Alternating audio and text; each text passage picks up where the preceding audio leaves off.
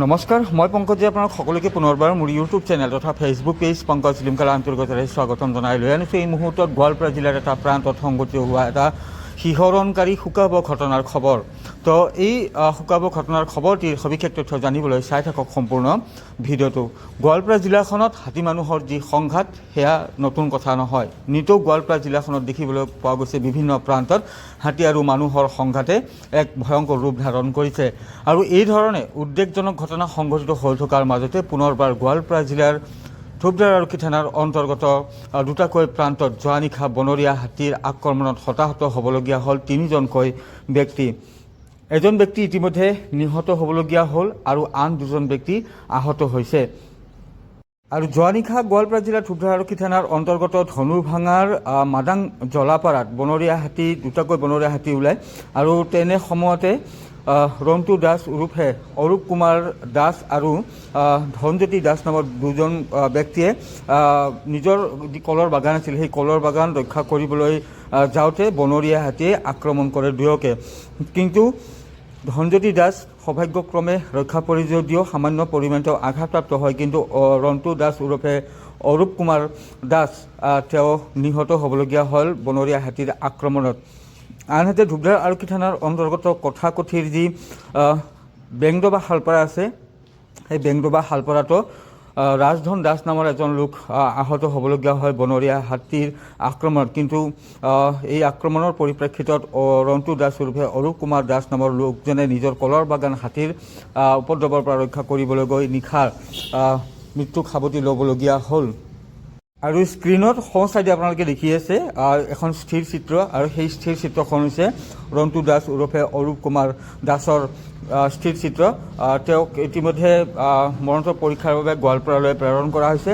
নিশাই ঘটনাস্থলীত ধূপধাৰ আৰক্ষীৰ দল তথা বন বিভাগৰ লোক তেওঁলোকে ঘটনাস্থলীত উপস্থিত হয়। প্ৰাথমিক তদন্ত কৰাৰ পিছতে ৰন্টু দাসৰ যি মৃতদেহ সেই মৃতদেহ তেওঁলোকে লৈ আনে আৰু ৰাতিপুৱা আজি মৰণোত্তৰ পৰীক্ষাৰ বাবে গোৱালপাৰালৈ প্ৰেৰণ কৰা হৈছে।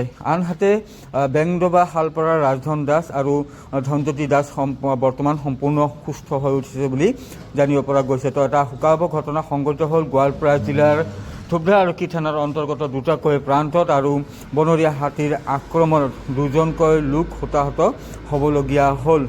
তো নিশাৰ ভাগতে সংঘটিত হৈছে দুয়োটা ঘটনা। দৃশ্যাংশ আছে ৰন্টু দাস ওৰফে অৰূপ কুমাৰ দাসৰ যি মৃতদেহ আপোনালোকে স্ক্ৰীণত প্ৰত্যক্ষ কৰি আছে। এয়া ঘটনাস্থলীত আৰক্ষী তথা বন বিভাগৰ লোক উপস্থিত হৈ তদন্ত কৰি থকাৰ দৃশ্যাংশ। তেওঁৰ যি মৃতদেহৰ দৃশ্য সেয়া আপোনালোকক দেখুৱাব নোৱাৰোঁ, কিয়নো কিছু গাইডলাইন আছে, এই ধৰণৰ দৃশ্যাংশসমূহ সম্পূৰ্ণৰূপে দেখুৱাব নোৱাৰি। তো এই ধৰণে দুটাকৈ ঘটনা সংঘটিত হ'ল গোৱালপাৰা জিলাৰ ধূপধাৰ আৰক্ষী থানাৰ অন্তৰ্গত দুটাকৈ প্ৰান্তত। এতিয়া আহিছোঁ উপহাৰ কুপন খেলৰ খবৰ দিবলৈ। পৰহি অৰ্থাৎ 5 মাৰ্চত আমাৰ ধূপধাৰৰ ওচৰৰে বন্দাপাৰাত এখন উপহাৰ কুপনৰ খেল অনুষ্ঠিত কৰা হৈছে। য'ত থাৰ, এল্ট', ছুইফ্ট আদি বাহনকে ধৰি সৰ্বমুঠ 14টাকৈ প্ৰাইজ আছে। স্ক্ৰীণত নাম্বাৰ দিছোঁ বন্দাপাৰা টিকেটৰ বাবে 7099337887। এই নাম্বাৰটোত আপোনালোকে যদি কোনোবাই টিকেট ল'ব বিচাৰে এই নাম্বাৰটোত মোক হোৱাটছএপত মেছেজ দি দিব, তাৰপিছতে টিকেট ল'ব পাৰিব আপোনালোকে। আৰু এই খেলখনলৈ মাজত মাত্ৰ এটা দিন বাকী আছে। আজি 3 মাৰ্চ, কালি 4 মাৰ্চ, 5 মাৰ্চত অনুষ্ঠিত হ'ব খেলখন সম্পূৰ্ণৰূপে লাইভ দেখা পাব আপোনালোকে। যিসকলক টিকেট লাগে লৈ ল'ব পাৰিব হোৱাটছএপত মেছেজ দি। মন্তব্য আছে সেয়া শুনাইছোঁ। যোৱা ৰাতি ঠিক 12:30 বজাত ঘটনা। তেওঁ নিজা কল বাগান আছিলে, সেই হাতী অহা শুনা পাই তেওঁক মাতে, কিছুমান ল'ৰাই জনাই দিয়ে। সেই মৰ্মে সি পথাৰলৈ যায়। পথাৰৰ নিজৰ কল বাগান এখন ৰক্ষণাবেক্ষণ দিব যাওঁতে তেওঁক অকস্মাতে হাতী দুটাই আহি, পোৱালি হাতী আৰু মাক হাতীয়ে দুটা আহি 2জন ল'ৰাক, আমাৰ এই ৰন্টু দাস আৰু গাঁৱৰে এজন ল'ৰা আছিলে, দৌৰাই তেওঁক লাষ্ট টাইম আমাৰ ৰন্টু দাসক মানে লগ পাই মৃত্যুবৰণ কৰে।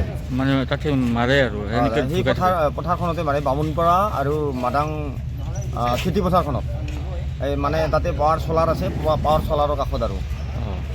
আৰু এই ক্ষেত্ৰত মই এটাই ক'ব বিচাৰোঁ, যাতে বিভাগীয় কৰ্তৃপক্ষই তেওঁৰ যিখিনি চৰকাৰী পাবলগীয়া এইখিনি যাতে অতি সোনকালে তেওঁলোকে গিৰিঘৰে পায়, তাৰ কাৰণে মই চৰকাৰক আবেদন জনাইছোঁ।